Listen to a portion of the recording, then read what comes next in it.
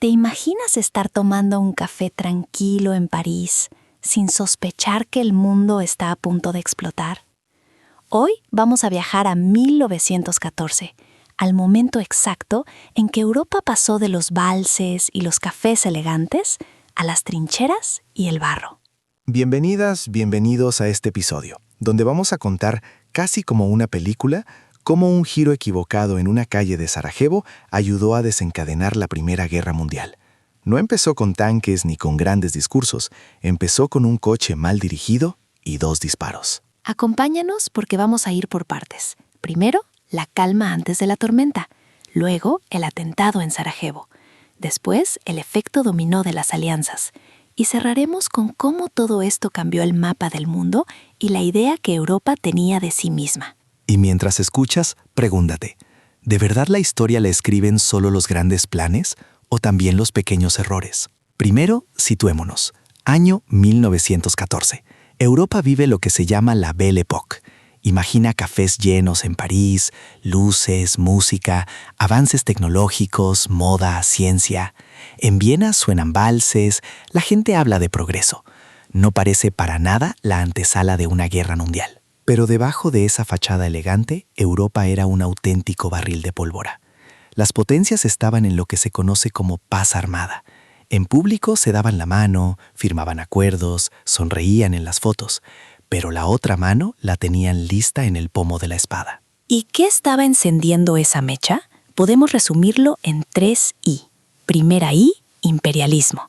Todos querían más colonias, más territorios, más prestigio. África, Asia, era una competencia brutal. Segunda I, industrialización, pero de armas. Las fábricas producían cañones, rifles, barcos de guerra en cantidades nunca vistas.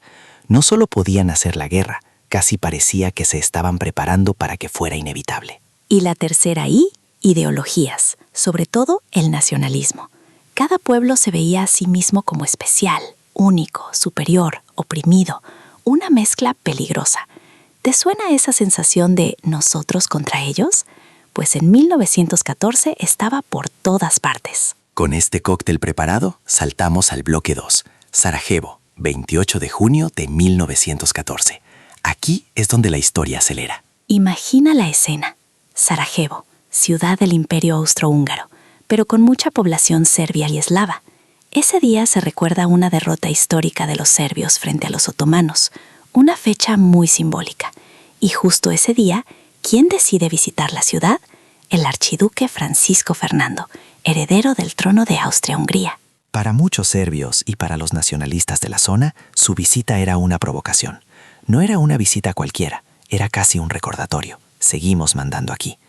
El ambiente estaba tenso, y aún así, la seguridad era increíblemente mala. Por la mañana, durante el recorrido oficial, se produce el primer intento de atentado. Un conspirador lanza una bomba contra el coche del archiduque. La bomba rebota y explota en otro vehículo, hiere a varios, pero Francisco Fernando sale ileso. Aquí viene un detalle clave. En lugar de decir, se acabó, volvemos al palacio, máxima seguridad, el archiduque decide seguir con la agenda casi con normalidad. Incluso quiere ir al hospital a ver a los heridos. Hoy no suena surrealista, ¿no? Pero en ese momento lo hicieron. Y ahora entra en juego el azar puro. Más tarde, el coche del archiduque sale rumbo al hospital. El chofer, mal informado, se equivoca de calle. Gira donde no debía. De pronto, la calle es más estrecha, el tráfico se complica y el chofer frena. Justo en esa esquina estaba Gavrilo Princip, uno de los conspiradores que por la mañana no había podido actuar. Imagina el silencio del momento, el motor casi apagado, la gente sin entender muy bien qué pasa. Princip se da cuenta. El heredero al trono está literalmente a unos metros, casi parado frente a él. 2 disparos. Uno da en la yugular de Francisco Fernando, el otro en el abdomen de su esposa, Sofía, que iba sentada a su lado. En cuestión de minutos, los 2 mueren. ¿Te das cuenta? Un error de ruta, un freno a destiempo, y el imperio pierde a su heredero. Y con esos disparos, el barril de pólvora europeo empieza a encenderse de verdad. Pero atención, la guerra no estalla al día siguiente. Aquí empieza el bloque 3, el efecto dominó diplomático. Durante el mes de julio de 1914, lo que hay es un bombardeo, sí, pero de telegramas, llamadas, amenazas, notas diplomáticas. No fue algo rápido ni automático. Fue un mes entero de, si tú haces esto, yo haré lo otro. Austria-Hungría quiere castigar a Serbia. Considera que el atentado es casi una declaración de guerra encubierta. Pero sabe algo importante: Serbia no está sola. Tiene un hermano mayor, Rusia, que se ve a sí misma como protectora de los pueblos eslavos. Austria prepara un ultimátum a Serbia, un documento durísimo, casi imposible de aceptar por completo sin perder soberanía. Y antes de lanzarlo, busca apoyo. ¿A quién? A Alemania. Y Alemania le da lo que se conoce como el cheque en blanco. Básicamente, hagas lo que hagas contra Serbia, nosotros te apoyamos. Ese cheque en blanco es como decirle a un amigo de clase: si te peleas, yo estoy contigo, pase lo que pase. Y ya imaginas cómo acaba eso en un patio de colegio. Aquí entra la metáfora del recreo. Dos se pelean, pero tienen amigos. Si tocas a mi colega, vienes contra todos nosotros. Y del otro lado pasa lo mismo. Rusia apoya a Serbia, Francia apoya a Rusia, y Reino Unido, aunque al principio duda, también está atado por compromisos y por miedo al poder alemán. Lo irónico es que ese sistema de alianzas se había creado, en teoría, para evitar una gran guerra. La idea era: si estamos todos conectados, nadie se atreverá a empezar nada. Pero en la práctica fue al revés. Si tocabas a uno, saltaban 5. El conflicto local se hizo global. ¿Te has preguntado alguna vez cómo algo tan localizado, un atentado en una ciudad lejana, acaba implicando a medio planeta? Aquí tienes la respuesta: alianzas, miedos, orgullo y una diplomacia que fue fallando paso a paso. Y cuando por fin las amenazas se convierten en órdenes de movilización, ya no hay marcha atrás. Europa entra en guerra, y con ella entra en escena una nueva forma de hacer la guerra. Vamos al bloque 4, el cambio de panorama, el fin de una era. La Primera Guerra Mundial no solo fue una matanza brutal, también fue un terremoto político. 4 imperios que llevaban siglos ahí desaparecen. El Imperio Alemán, derrotado y humillado en el Tratado de Versalles. El Imperio Austrohúngaro, partido en trozos.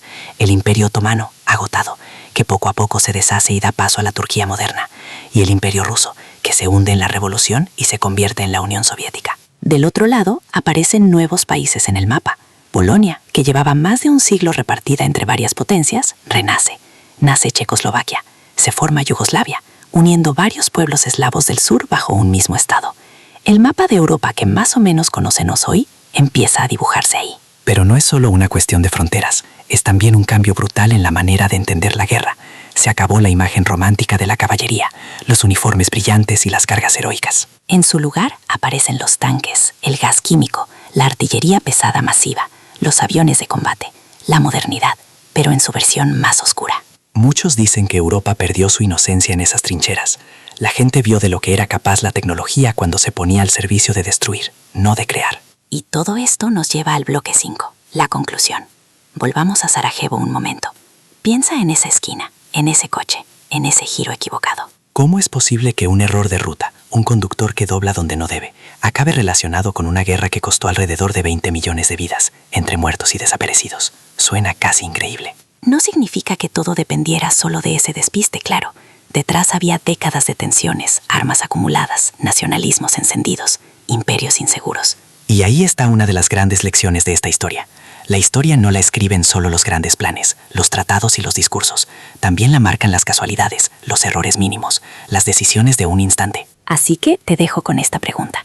Cuando piensas en tu vida, en tu ciudad, en tu país, ¿qué pequeños gestos, qué decisiones aparentemente tontas podrían estar abriendo caminos que aún no vemos? Si este viaje a 1914 te ha hecho mirar la historia y también el presente con otros ojos, ya hemos cumplido nuestro objetivo. Gracias por acompañarnos hasta aquí. Si te ha gustado este episodio sobre el origen de la Primera Guerra Mundial, comparte el podcast, comenta qué parte te impactó más y cuéntanos qué otros momentos históricos te gustaría explorar. Nos escuchamos en el próximo episodio. Hasta entonces, cuida tu curiosidad, porque a veces entender el pasado es la mejor forma de no repetirlo. Hasta la próxima.